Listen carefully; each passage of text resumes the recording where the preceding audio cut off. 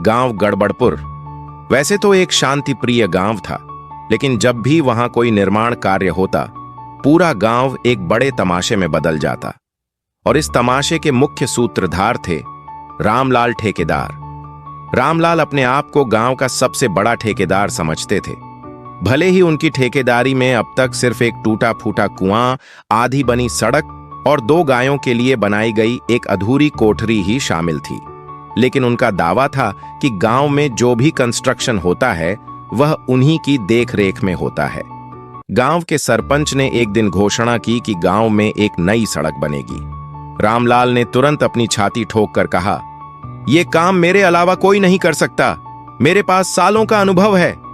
गांव वालों ने पूछा, पर रामलाल, तुमने अब तक कोई सड़क बनाई भी है? रामलाल ने मूंछों पर ताव देते हुए कहा, बिल्कुल बनाई है। वो जो पिछले साल आंगन में कच्चा रास्ता बनाया था, वो भी सड़क ही तो थी। गांव वाले सिर पकड़कर बैठ गए, लेकिन सरपंच ने उन्हें समझाया, चलो एक मौका दे देते हैं। और फिर ठेका रामलाल को मिल गया। रामलाल ने ठेकेदारी की नई शान दिखाने के लिए गांव में पक्की सड़क बनाने का काम शुरू किया। पर सबसे पहले उन्होंने अपने असिस्टेंट खोजने शुरू किए। पहले वे अपने दोस्त भोला के पास गए, जो गांव का सबसे आलसी आदमी था। रामलाल ने कहा, भोला चल मेरे साथ। भोला ने उबासी लेते हुए पूछा, क्या करना होगा? रामलाल ने गर्व से कहा, बस सड़क पर खड़े रहना और काम की निगरानी करना। भोला झट से तैयार हो गया। इसके बाद रामलाल ने अपने पड़ोसी हरिया को बुलाया। हरिया, तू सड़क के लिए गड्ढे खुदवाने का काम संभाल। हरिया ने जवाब दिया, पर मैं तो बढ़ई हूं, लकड़ी का काम करता हूं। रामलाल बोले, तो क्या हुआ, लकड़ी काट सकता है तो मिट्टी भी काट लेगा। रामलाल की टीम काम पर लग गई, लेकिन दिक्कत तब हुई जब गड्ढे खुदवाने के बाद रामलाल को याद आया कि उनके पास सीमेंट और गिट्टी तो है ही नहीं।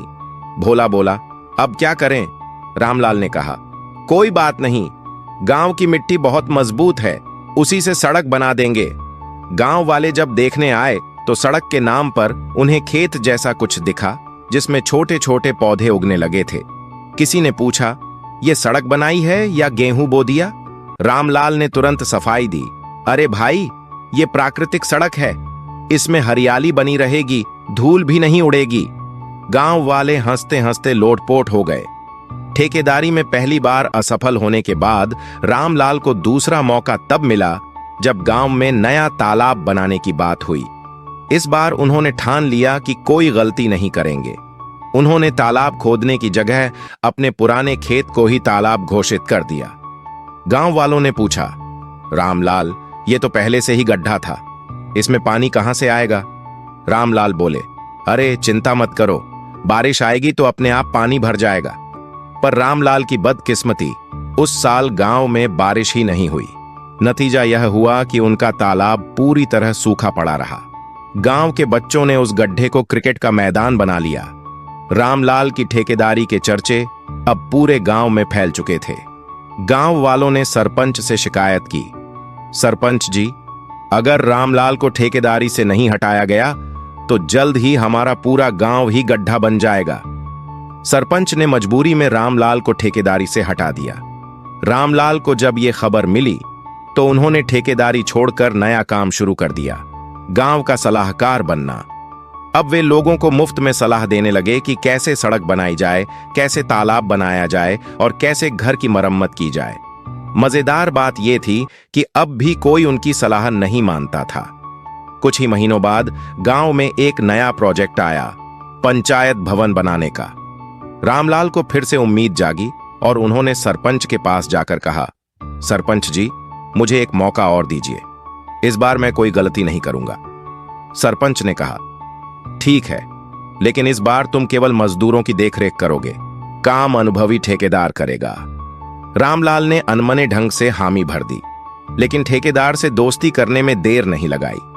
कुछ ही दिनों में उन्होंने ठेकेदार को समझा लिया कि वे ही असली इंजीनियर हैं और सारा प्लान वे ही तैयार करेंगे। अगले हफ्ते जब पंचायत भवन की नींव खुदनी शुरू हुई, रामलाल ने सलाह दी, मिट्टी ज्यादा खोदने की जरूरत नहीं है, बस थोड़ा सा गड्ढा बना दो। जब मजदूरों ने ऐसा किया तो नींव कमजोर रह गई और कुछ ही हफ्तों में पूरा भवन तिरछा होने लगा। गांव वाले फिर हंस पड़े और सरपंच ने रामलाल को सख्त हिदायत दी, अब तुम सिर्फ अपने खेत संभालो। आज भी जब गांव में कोई नया प्रोजेक्ट शुरू होता है तो रामलाल खुद को ठेकेदार समझते हैं, लेकिन गांव वाले उन्हें दूर से देखकर ही हंस पड़ते हैं। गांव के लोग आज भी कहते हैं रामलाल ठेकेदार नहीं, पर ठेकेदारी का सबसे बड़ा मजाक जरूर है।